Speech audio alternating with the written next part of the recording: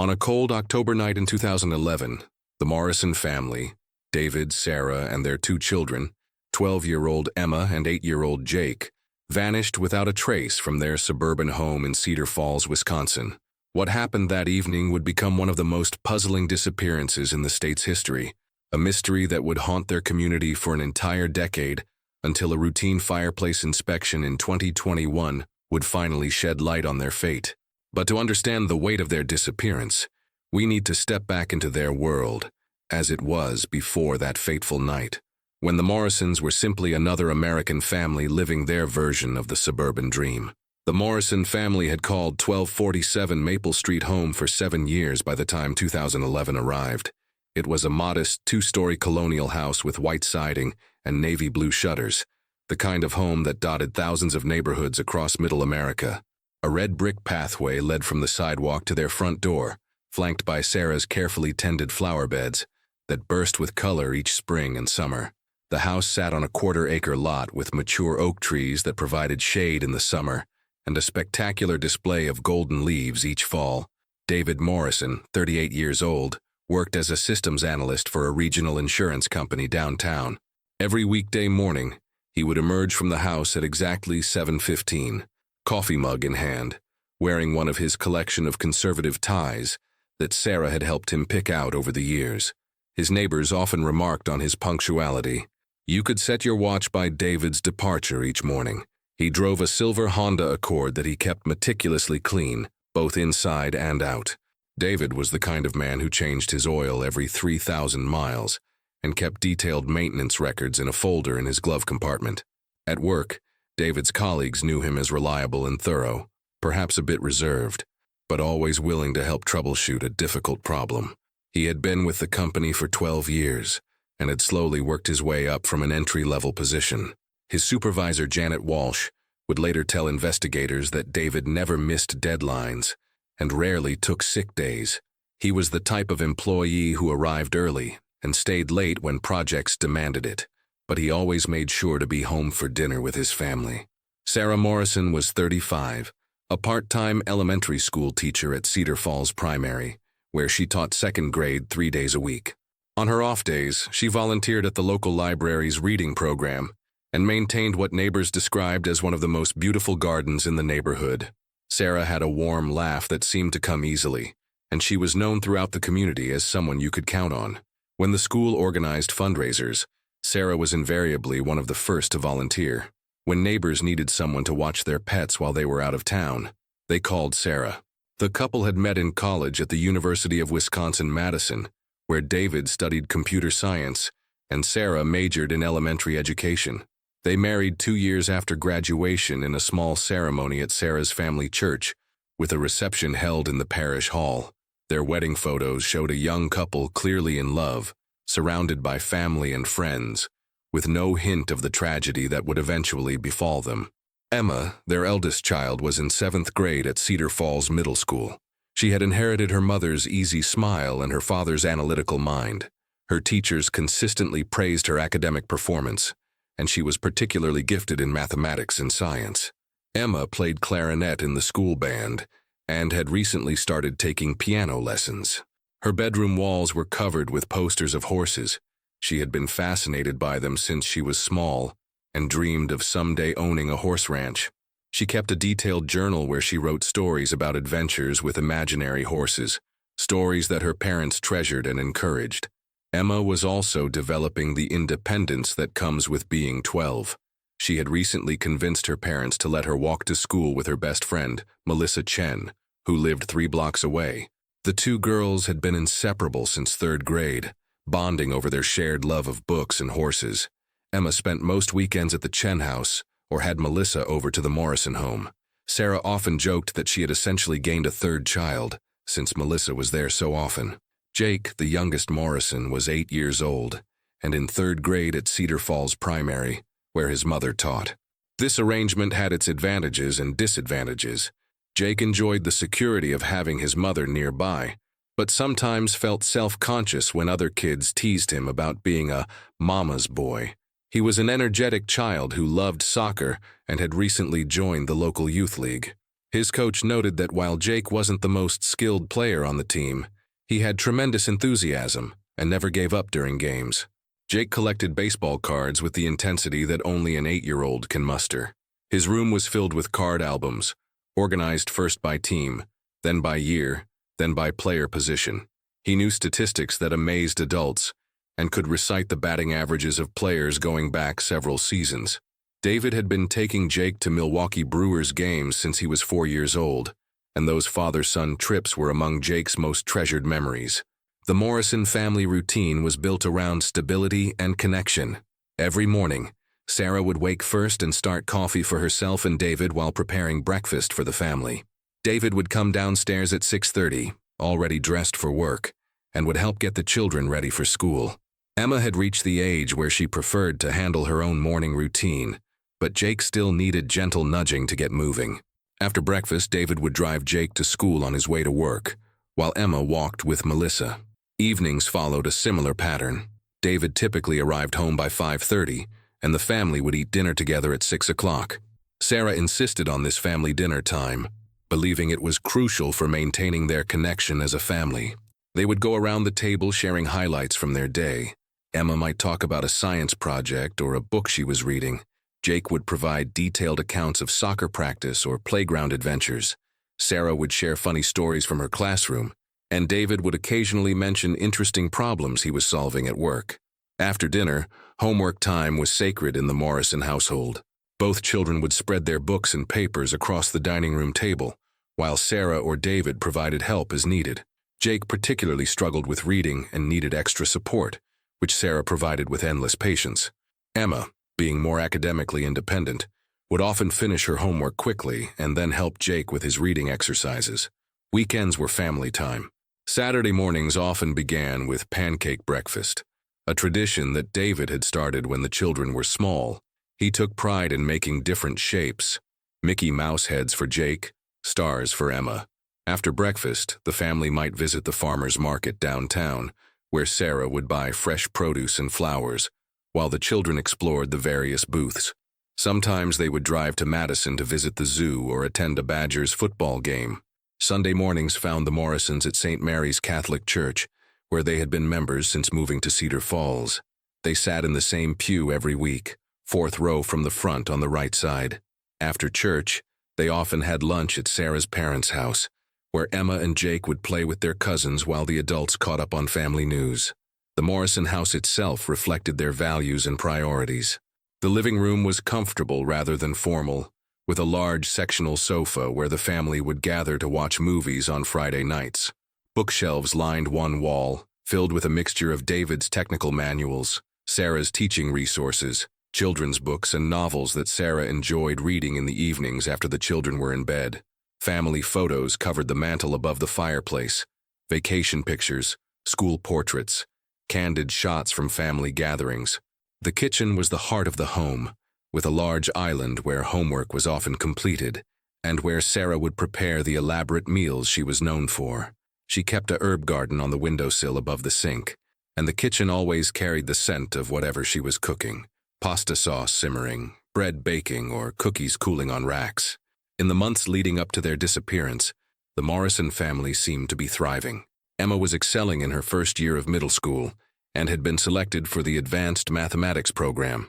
Jake was having his best soccer season yet and had scored 3 goals in the past month. Sarah had been asked to mentor a new teacher at the elementary school, a responsibility she embraced with enthusiasm. David had recently received a promotion at work that came with additional responsibilities, but also a significant salary increase. However, like any family, they faced their share of challenges. David had been working longer hours due to his promotion, which sometimes meant missing Jake's soccer games or arriving home after dinner had already begun. Sarah worried that the family time she valued so much was being compromised by David's increased work demands. Emma was beginning to assert her independence in ways that sometimes clashed with her parents' protective instincts. She wanted to attend sleepovers at friends' houses and go to the mall without adult supervision. Jake had been struggling with nightmares for several months, dreams that he described as monsters in the house that would wake him in the middle of the night. Sarah had consulted his pediatrician, who suggested that the nightmares might be related to his adjustment to third grade and the increased academic expectations. They had implemented a calming bedtime routine that seemed to help, but Jake still occasionally appeared in his parents' bedroom in the early morning hours, seeking comfort after a bad dream. Despite these normal family stresses, neighbors and friends consistently described the Morrisons as a close-knit, loving family.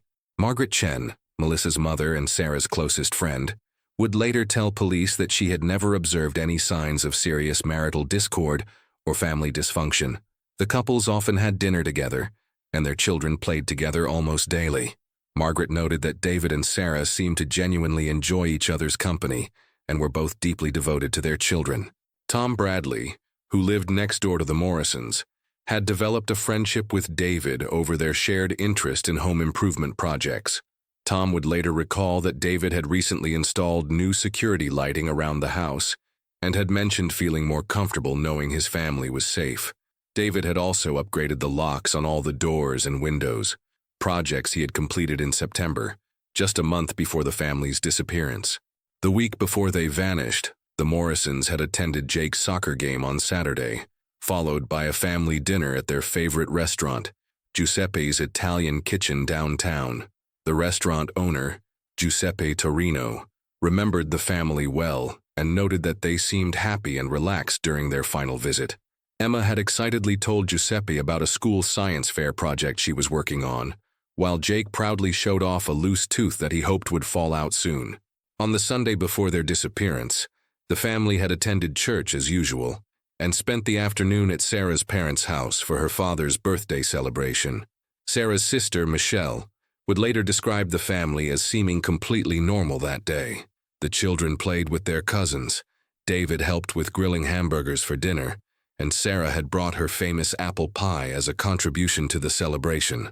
That final week also saw the family preparing for Halloween, which was just 2 weeks away. Emma and Melissa had spent hours planning their costumes. They had decided to dress as characters from their favorite book series. Jake had changed his mind about his costume 3 times, but had finally settled on being a superhero. Sarah had already purchased fabric and was planning to spend the following weekend making the costumes, a tradition she had maintained since the children were small. On Thursday evening, 3 days before their disappearance, David had attended a parent-teacher conference at Emma's school. Her teachers reported that she was performing exceptionally well and was a pleasure to have in class. David came home that night beaming with pride and took the family out for ice cream to celebrate Emma's academic success. Friday evening, their final complete evening as a family, had been spent quietly at home. David had arrived home from work at his usual time, and the family had enjoyed Sarah's homemade lasagna for dinner. After homework time, they had settled in the living room to watch a movie together, a comedy that had made them all laugh. Jake had fallen asleep on the couch during the movie, and David had carried him upstairs to bed while Sarah cleaned up the kitchen and Emma finished reading a chapter of her book. It was a perfectly ordinary evening, the kind of peaceful family time that the Morrisons treasured, but perhaps took for granted. None of them could have imagined that in less than 24 hours, their lives would be forever changed, and their warm, loving home would become the center of a mystery that would perplex investigators for an entire decade.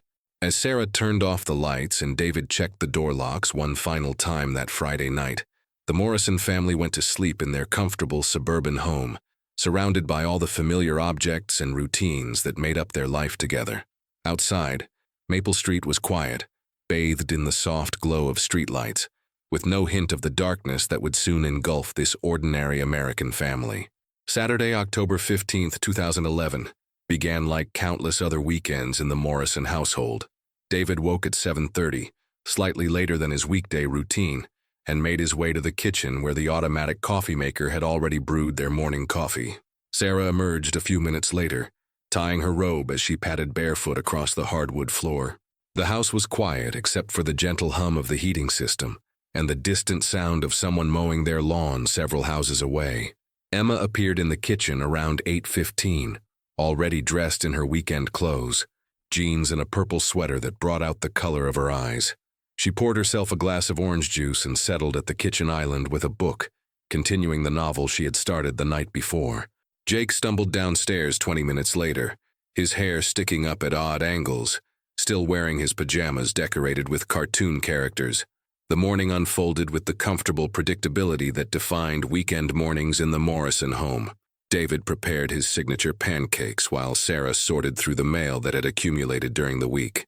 Emma read quietly, occasionally sharing interesting passages from her book, while Jake gradually became more alert as the smell of pancakes filled the kitchen. After breakfast, the family scattered to their individual Saturday activities. David decided to tackle some yard work, raking the leaves that had accumulated under the large oak trees. Emma and Melissa Chen spent the morning working on their Halloween costumes in Emma's bedroom, with Sarah providing occasional guidance and supervision. Jake played with his action figures in the living room, creating elaborate battle scenarios that involved most of his toy collection. Around noon, Sarah suggested a family trip to the Cedar Falls Farmers Market, a weekly tradition they all enjoyed. The market was busier than usual, filled with families taking advantage of the crisp October weather.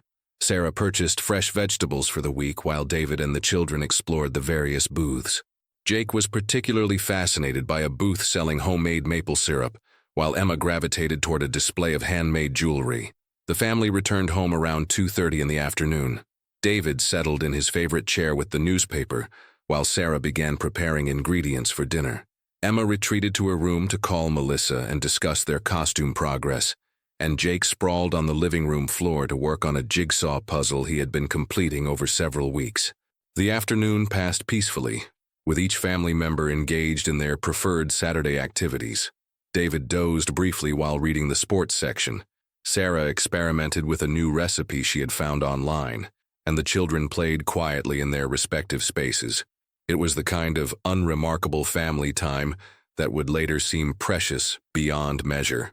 As evening approached, the Morrison family gathered for dinner around 6 o'clock, maintaining their tradition of eating together. Sarah had prepared pot roast with vegetables, one of David's favorite meals. The conversation during dinner was light and comfortable. Emma talked about a science project she was planning. Jake described the progress he had made on his jigsaw puzzle, and David mentioned that he might need to work a few hours on Sunday to prepare for a big presentation the following week. After dinner, the family settled in the living room to watch television together. They found a family-friendly movie on cable, and Jake curled up next to Sarah on the couch while Emma stretched out on the floor with pillows. David occupied his usual spot in the recliner, though he seemed slightly more restless than usual, occasionally getting up to check the windows or adjust the thermostat. Around 9 o'clock, Sarah began the process of getting Jake ready for bed. His bedtime routine had become more elaborate in recent months due to his nightmares, involving a warm bath, brushing teeth, reading a story together, and checking his room to ensure there were no monsters hiding anywhere. Emma was allowed to stay up until 10 on weekends, and she used the extra hour to read in her room. David performed his nightly security check, a habit he had developed over the past several months. He walked through the house ensuring all windows were locked, checked that the front and back doors were securely fastened, and verified that the security system was properly armed. This routine had become second nature to him, though neighbors would later note that David seemed more concerned about home security than most residents of their quiet neighborhood. By 10:30, the Morrison house was settled for the night. Sarah and David were in their bedroom, Sarah reading a novel while David reviewed some work documents on his laptop. Emma was presumably asleep in her room, and Jake had been peacefully sleeping for over an hour. The house was quiet, with only the occasional sound of settling wood and the gentle hum of the heating system. It was approximately 11:15 when something changed. David later told police that he had heard what sounded like footsteps on the back porch, followed by what might have been someone testing the back door handle.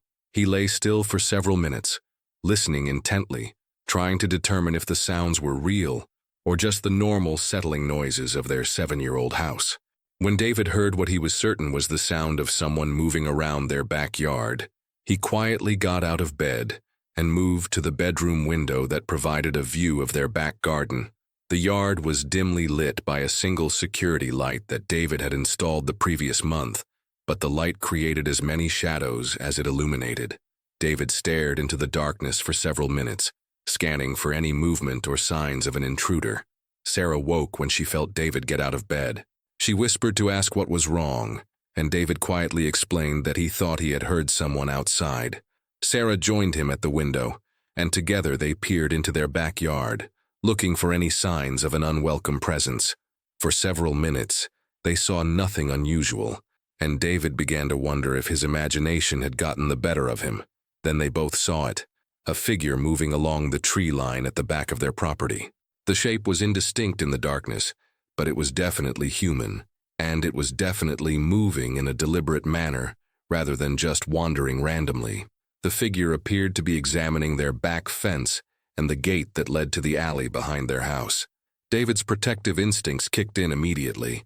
He told Sarah to stay at the window and keep watching while he checked on the children.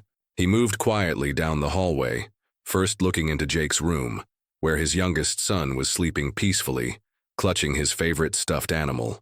Emma's room was next, and she too appeared to be sleeping soundly, her book still open beside her on the bed where she had apparently fallen asleep while reading. When David returned to the bedroom, Sarah reported that she had lost sight of the figure, but thought she had seen movement near their back porch. David decided that the situation warranted calling the police. At 11:43 p.m., according to official records, David Morrison dialed 911 from the phone on his bedside table.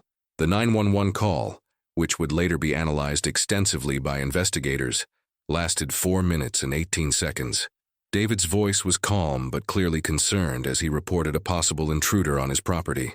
He provided his address, described what he and Sarah had observed, and answered the dispatcher's questions about whether they had seen the person's face, what the individual was wearing, and whether they had observed any weapons. The dispatcher assured David that officers were being dispatched to his location and advised him to stay inside with his family, keep the doors locked, and avoid confronting the intruder if possible. David confirmed that all family members were safe inside the house and that all doors and windows were locked and the security system was armed. Officer Michael Rodriguez was the first to respond to the Morrison house, arriving at 11:52 p.m., just 9 minutes after the initial call. Rodriguez was a 5-year veteran of the Cedar Falls Police Department, known for his thoroughness and professionalism. He parked his patrol car in front of the Morrison house and conducted an initial assessment of the situation. Rodriguez knocked on the front door and identified himself. David answered immediately, having been watching for the officer's arrival. David quickly briefed Rodriguez on what he and Sarah had observed, and the officer took detailed notes about the timeline and the intruder's apparent behavior. Rodriguez asked if anything appeared to be missing or disturbed, and David confirmed that everything inside the house appeared normal. Officer Rodriguez spent the next 20 minutes conducting a thorough search of the Morrison property. He examined the backyard carefully, using his flashlight to check for signs of forced entry or disturbance. He found what appeared to be footprints in the soft soil near the back fence, though the prints were not clear enough to provide definitive evidence. The back gate showed signs of having been manipulated, with fresh scratches on the metal latch. Rodriguez also checked the front yard and the sides of the house, looking for any additional signs of intrusion or attempted break-in. He found no evidence of anyone attempting to enter the house itself, but he did note that several windows had what appeared to be fresh fingerprints on the glass, though these could have been from the family members themselves. During his investigation, Rodriguez was joined by Officer Jennifer Walsh, who had been dispatched as backup. Together, the two officers expanded their search to include the alley behind the Morrison house and the neighboring properties. They interviewed Tom Bradley, the next-door neighbor, who reported that he had not seen or heard anything unusual that evening.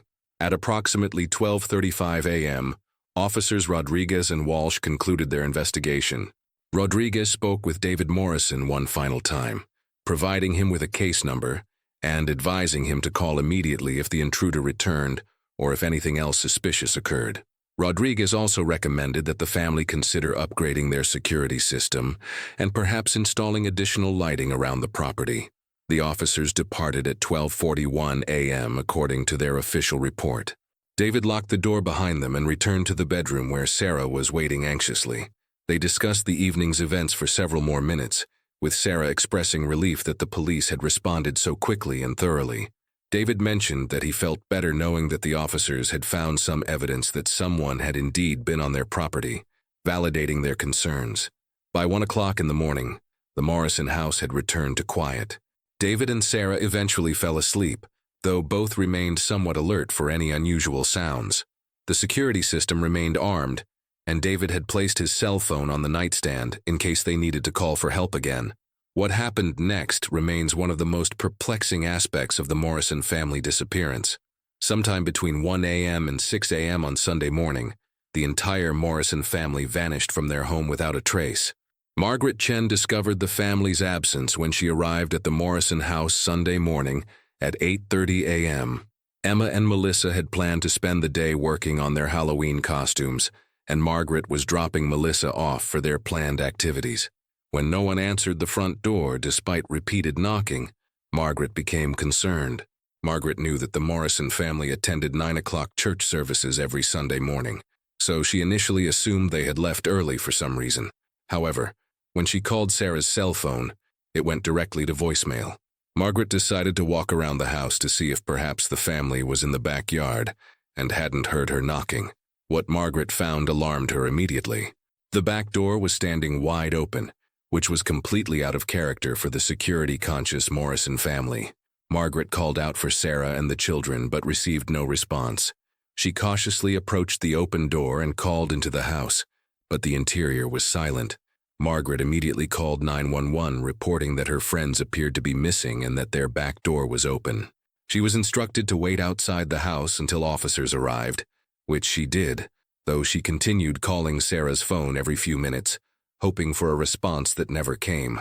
Officers Rodriguez and Walsh, the same officers who had responded to the intruder call just hours earlier, were dispatched to the Morrison house.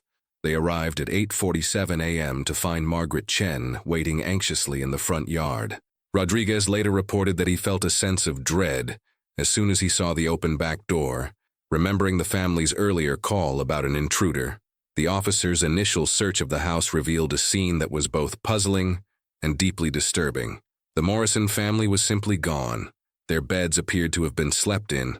The covers were rumpled and pillows showed indentations where heads had rested. Emma's book was still lying open beside her bed, and Jake's favorite stuffed animal was still tucked under his covers. However, there were no signs of a struggle anywhere in the house. Nothing appeared to be out of place or broken. The family's personal belongings, including wallets, purses, and car keys, were all exactly where they would normally be found. Sarah's purse sat on the kitchen counter with her credit cards and driver's license inside.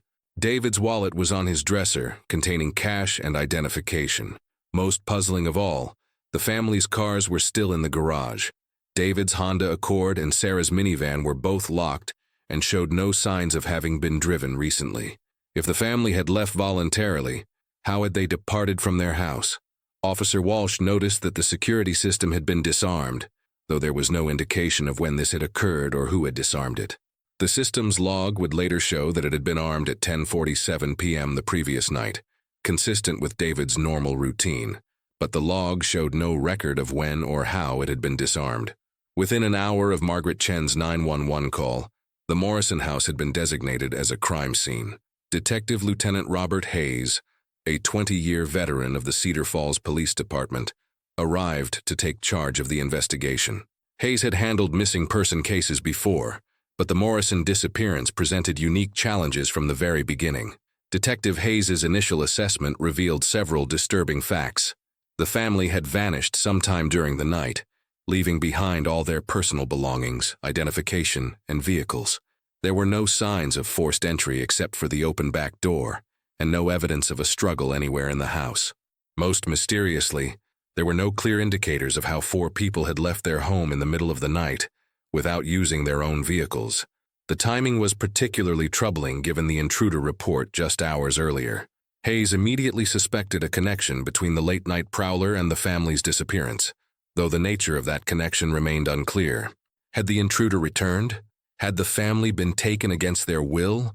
Or had they fled their home for reasons that weren't yet apparent? Hayes ordered a complete forensic examination of the Morrison house and property. Crime scene technicians spent the entire day collecting evidence, photographing every room, and documenting the exact condition of the family's belongings. They found no signs of violence, no blood, no indication that anyone had been harmed inside the house. The investigation quickly expanded beyond the Morrison property. Police interviewed every neighbor within a 6-block radius, asking about any unusual activities, unfamiliar vehicles, or strange sounds during the night. Most neighbors reported sleeping peacefully and hearing nothing out of the ordinary after the police officers had left around 12:41 a.m. However, Mrs. Eleanor Patterson, who lived 4 houses down from the Morrisons, told police that she had been awakened around 2:30 a.m. by what sounded like a vehicle with engine trouble. She described hearing what might have been a large truck or van running roughly, as if it needed mechanical attention. Mrs. Patterson had looked out her window but couldn't see any vehicles on the street. The sound had lasted for several minutes before stopping, and she had gone back to sleep. By Sunday evening, the Morrison family disappearance had become the top priority for the Cedar Falls Police Department. Detective Hayes established a command center at the police station and began coordinating with state and federal authorities. The FBI was contacted given the possibility that the family had been transported across state lines, and an Amber Alert was issued for Emma and Jake Morrison. The local media picked up the story Sunday night, and by Monday morning, the Morrison family disappearance was front-page news in the Cedar Falls Gazette and was being covered by television stations throughout Wisconsin. The story had all the elements that capture public attention: a seemingly normal family, a mysterious nighttime disappearance, and no clear explanation for what had happened. Sarah's sister, Michelle, arrived from Milwaukee Monday morning to help coordinate family efforts to find the Morrisons. She worked with police to provide additional background information about the family and helped organize volunteer search efforts. Michelle was particularly helpful in providing details about the family's habits, relationships, and any potential stressors that might have contributed to their disappearance. As the investigation progressed through its first week, Detective Hayes and his team pursued multiple theories. The connection to the reported intruder remained the primary focus, with investigators working to determine if someone had been stalking the Morrison family or targeting them specifically. They also explored the possibility that David or Sarah Morrison had been involved in something that would make them targets for abduction.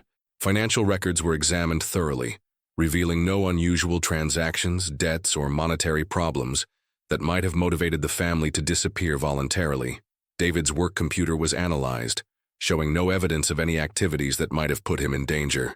Sarah's teaching position was investigated to determine if she might have encountered someone who posed a threat to her family. The investigation also considered whether the family might have entered some form of witness protection program, though federal authorities confirmed that the Morrisons were not involved in any such program. Friends and family members were interviewed extensively, and all confirmed that the Morrisons had seemed happy and normal in the days and weeks leading up to their disappearance. As days turned into weeks, the Morrison family disappearance evolved from an active rescue operation into a complex missing person investigation that would challenge investigators for years to come. The case that had begun with a simple 911 call about a backyard intruder had become one of the most baffling mysteries in Wisconsin history, leaving a community shaken and a family's fate unknown. For 10 long years, the Morrison house at 1247 Maple Street stood as a haunting reminder of an unsolved mystery. The white siding had faded to a dull gray, the navy blue shutters had begun to peel, and Sarah's once beautiful flower beds had been reclaimed by weeds and wild grass. The property had been tied up in legal proceedings as authorities attempted to determine what should be done with the home of a family that had simply vanished without a trace. The house had been sealed as a crime scene for the first 6 months after the disappearance, with yellow police tape fluttering around the perimeter like ghostly ribbons. Detective Hayes and his team had returned multiple times during those months, hoping that fresh eyes might reveal clues they had initially missed.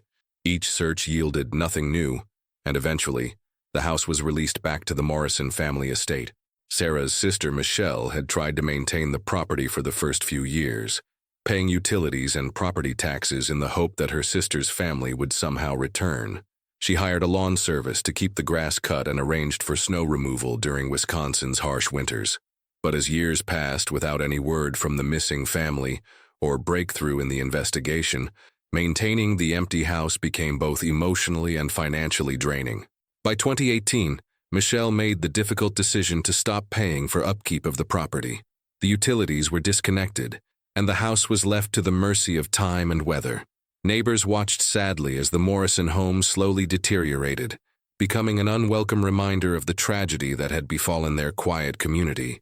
The case itself had gone through several phases over the decade. Detective Hayes had retired in 2016, passing the file to Detective Sarah Chen, ironically, the older sister of Melissa Chen, Emma Morrison's best friend. Detective Chen brought fresh perspective to the cold case, but even her thorough review of all evidence and witness statements failed to produce new leads. Various theories had been proposed and investigated over the years. Some suggested that David Morrison had been involved in illegal activities through his work, though extensive investigation of his professional life revealed no evidence of wrongdoing. Others theorized that the family had staged their own disappearance, though the complete absence of any financial preparation or new identity documents made this scenario highly unlikely. The most persistent theory centered around the reported intruder from the night of the disappearance. Investigation had revealed that several other homes in the Cedar Falls area had reported prowlers or attempted break-ins in the weeks leading up to the Morrison family's disappearance. However, none of these other incidents had resulted in actual crimes, and no pattern could be established that would lead investigators to a suspect.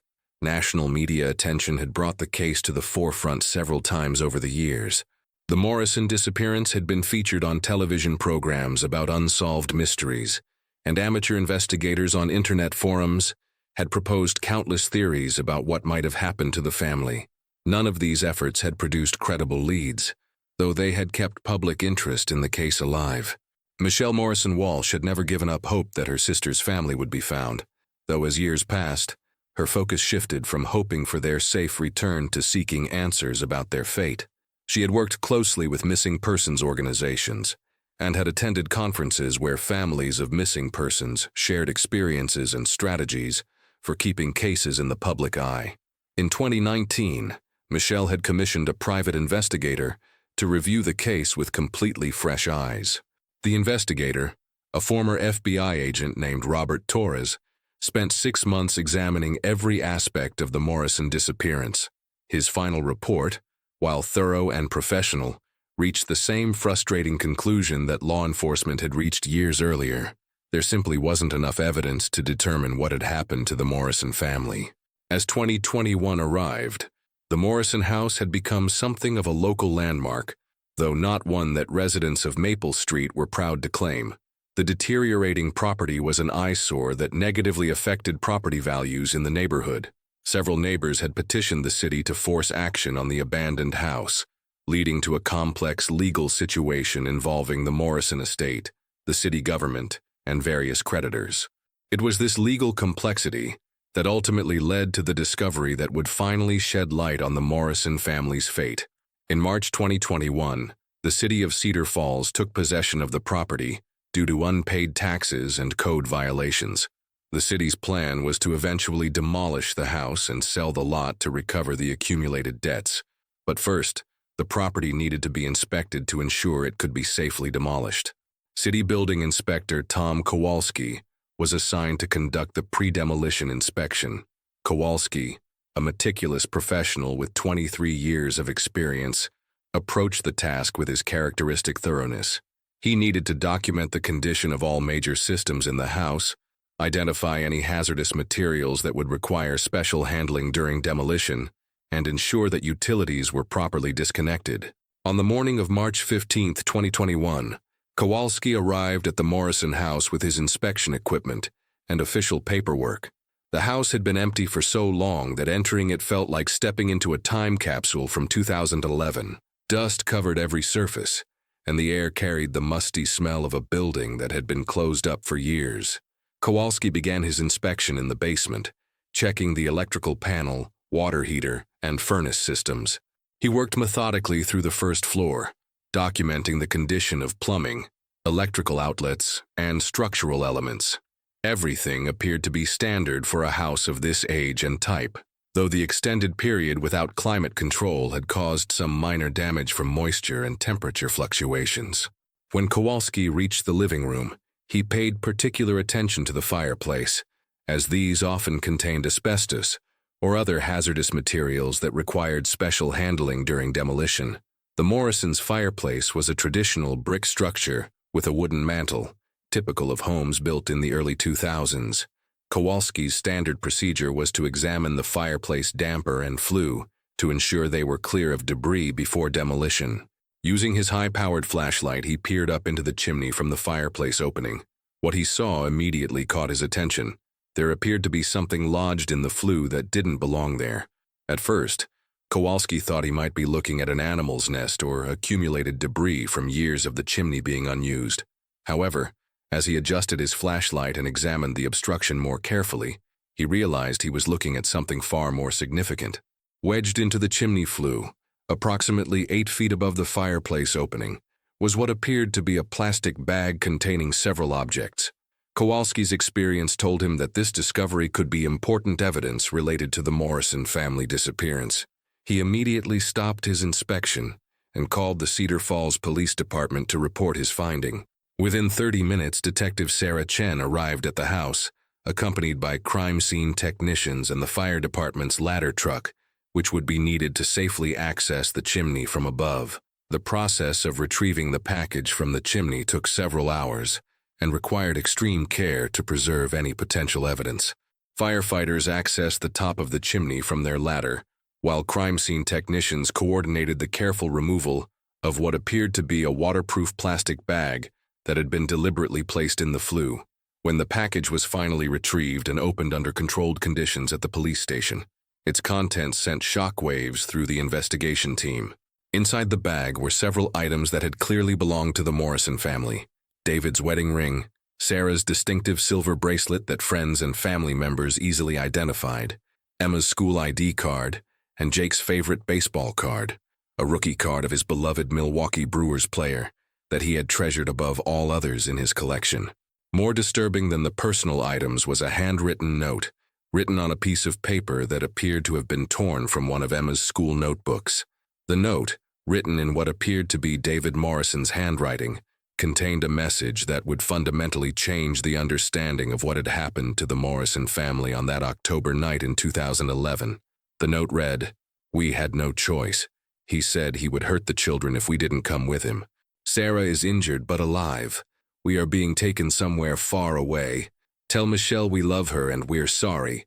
Check the basement wall behind the water heater. Trust no one in uniform. DM."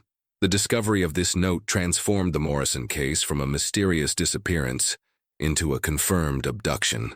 Detective Chen immediately secured a warrant to conduct a new forensic examination of the Morrison house, focusing particularly on the basement area referenced in David's note. The examination of the basement wall behind the water heater revealed another shocking discovery. Hidden behind a loose panel in the basement wall was a small cavity that contained additional evidence. A photograph of an unidentified man who appeared to be watching the Morrison house from across the street, along with several pages of notes in David's handwriting documenting what appeared to be surveillance of their family. David's notes, dated over several weeks leading up to their disappearance, described his growing awareness that someone was watching their home. He had documented license plate numbers of unfamiliar vehicles parked on their street, descriptions of the same individual appearing repeatedly in their neighborhood, and his increasing concern for his family's safety. The notes revealed that David had been much more worried about potential threats than he had let on to Sarah or the children. The photograph showed a middle-aged man with dark hair standing beside a dark-colored sedan. David had written on the back of the photo, "Same man, third time this week. License plate RBH 7431. Contacted police, but they said no crime committed." This notation was dated just 5 days before the family's disappearance. Detective Chen immediately ran the license plate number through state and federal databases. The plate had been registered to a rental car company in Milwaukee, and records showed that it had been rented during the relevant time period by someone using identification that was later determined to be fraudulent. Further investigation revealed that the rental car agency had security camera footage from the time period when the vehicle was rented. The footage showed a man matching the description in David's photograph, though the image quality was not sufficient for facial recognition software to produce a definitive identification. The discovery also prompted a re-examination of the original 911 call from the night of the disappearance.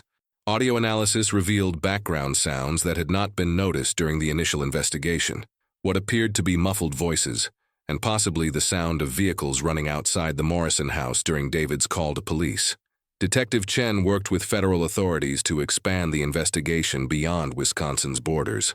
The note's reference to being taken somewhere far away suggested that the Morrison family might have been transported across state lines, making their abduction a federal crime that would fall under FBI jurisdiction. The FBI assigned Special Agent Maria Rodriguez to work with local authorities on the Morrison case.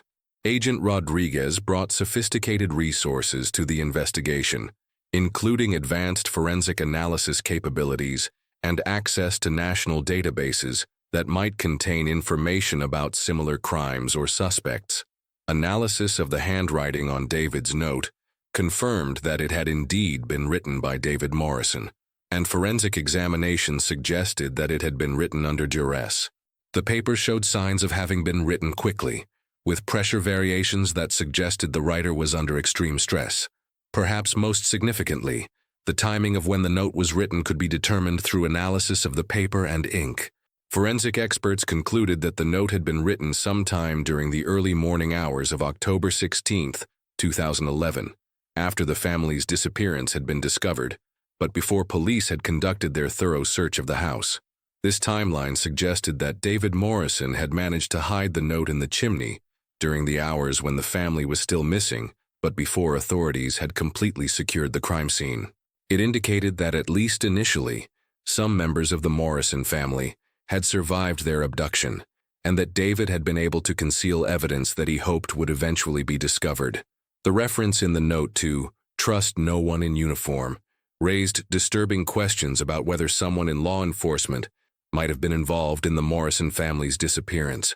Detective Chen and Agent Rodriguez began a careful review of everyone who had access to information about the Morrison case, including all police officers, firefighters, and emergency medical personnel who had responded to calls at the Morrison house. This investigation revealed that Officer Michael Rodriguez, one of the first responders to the initial intruder call, had left the Cedar Falls Police Department just 2 weeks after the Morrison family disappeared, citing personal reasons for relocating to another state. Attempts to locate and interview the former officer revealed that he had seemingly disappeared as well, with no forwarding address and no record of employment with any other law enforcement agency. The discovery of evidence hidden in the Morrison chimney had finally provided concrete leads in a case that had been stagnant for a decade.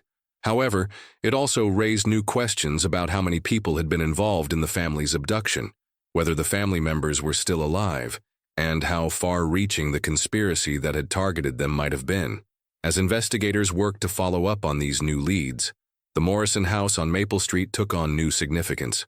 No longer just the abandoned home of a missing family, it had become the key to unlocking a mystery that appeared to involve corruption, conspiracy, and a carefully planned crime that had successfully hidden its secrets for 10 long years. The discovery that would finally bring answers to the Morrison family's fate had been hidden in plain sight all along, waiting in the darkness of their own chimney for someone to look in the right place at the right time.